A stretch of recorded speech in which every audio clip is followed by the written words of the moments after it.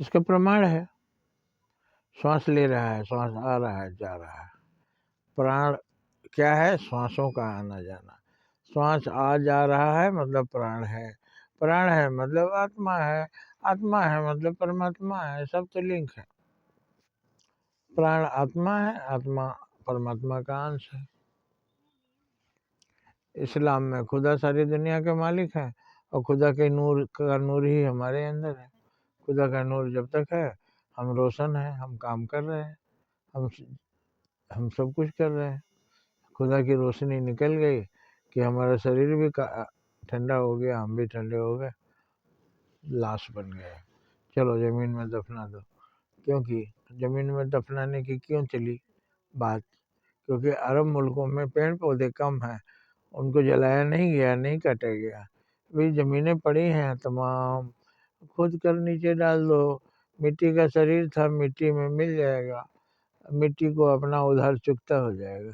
हम किसी का, इस्लाम मुसलमान किसी का उधार नहीं रखता, तो हम मिट्टी का उधार क्यों रखेंगे? चलो हम आ गए मिट्टी में, अब मुझे अपने में मिला लो।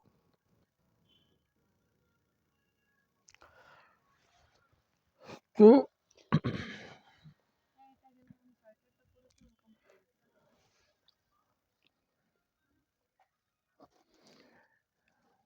सभी धर्म हमें एक ही संदेश देते हैं, अच्छाई का संदेश, बुराई से दूर रहने का संदेश, दुनिया को स्वर्ग बनाने का संदेश, दुनिया से भूखमरी मिटाने का संदेश। अब आप सोचे भगवान बुद्ध ने कितनी अच्छी बात कही कि संसार से भूखमरी दूर हो सकती है। अब सरकार बोलती है हम कुछ अनाज देकर भूखमरी दूर करेंगे।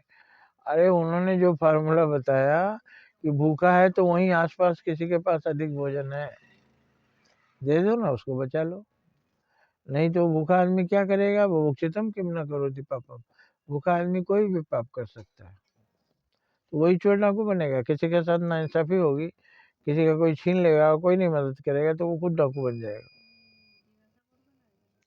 जब उसके परिवार में किसी की हत्या कोई कर देगा, कोई कुछ नहीं मदद करेगा, तो वो भी हत्यारा होगा, वो भी उसके परिवार को किसी को मार देगा। और इस बदले की भावना का अंत कैसे होता है? एक गांव ऐसा पाया गया, दो गांव जिसमें मर्द थे ही नहीं, विधवाएं, बच्चे, दो दो चार मर्द रहते थे, वो छिपे रहते थे खेतों में, खलिहानों में, कहीं भी, क्योंकि इस गांव उस गांव में दुश्मनी थी, देखते ही मार देता था। तो दुश्मनी सबको समाप्त कर देगी, इसलिए अहिंसा के भाव में आइए। और कोई भूखा न रहे, इसलिए जिसके बगल में कोई भूखा है, तुम्हारे पास है, ले जाओ खिला दो।